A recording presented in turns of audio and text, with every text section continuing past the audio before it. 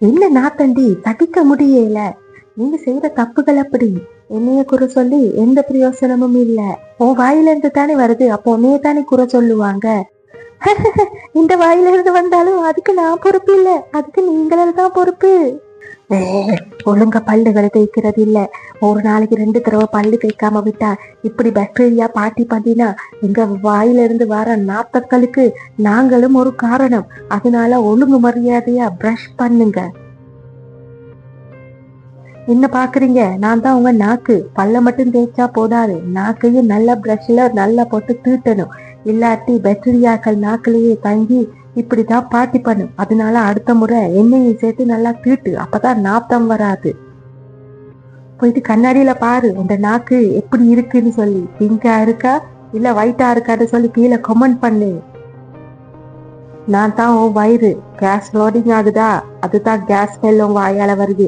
Morning பிரேக்ஃபாஸ்ட்டை skip பண்ணினா இப்படித்தான் நான் கேஸை ப்ளோட் பண்ணி உன் வாய்க்கால நாத்தத்தை உண்டு பண்ணுவேன். அதனால ஒழுங்கா டைமுக்கு சாப்பிடு. என்ன பாக்குற? நான் தான் உன் லிப்ஸ். ஒழுங்கா தண்ணி குடிக்காம லிப்ஸ்டிக்கை மட்டும் விதவிதமா ஸ்டைலுக்கு அடிச்சுக்கிட்டு போற. ஆனா நான் இங்க காஞ்சி கிடக்குறேன். உன் வாய்க்குள்ள உமிழ்நீரெல்லாம் காஞ்சி கிடக்குது. முக்காவாசி உன்னுடைய வாய் பிரச்சனைக்கு இதுவும் ஒரு காரணம். நாத்தம் அடிக்குது, லிப்ஸ்டிக் மட்டும் குறை இல்லை. சர்ப்ரைஸ்! இவங்களால தான் உண்மையான மெயின் விலங்கள் டான்சில்ஸ். இவங்களால தான் மூக்காவாசி ஸ்மெல் ரொம்ப ஸ்ட்ராங்கா வருது. இதுக்கு ஏதாவது ஒரு வழி பண்ணு. முதல்ல போயிட்டு டாக்டரை பார்த்து இவங்களை எல்லாமாக்கு, இல்லாட்டி இந்த ஸ்மெல் உன்னைய விட்டு போகாது.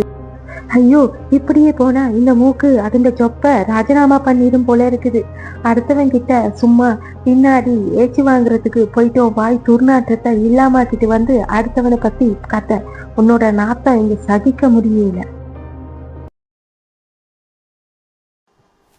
பாஸ், இது சாதாரணமான கிளீனிங் கேஸ் இல்ல, பயங்கரமான டிசாஸ்டர் லெவல் பாஸ். என்னப்பா சொல்லுற?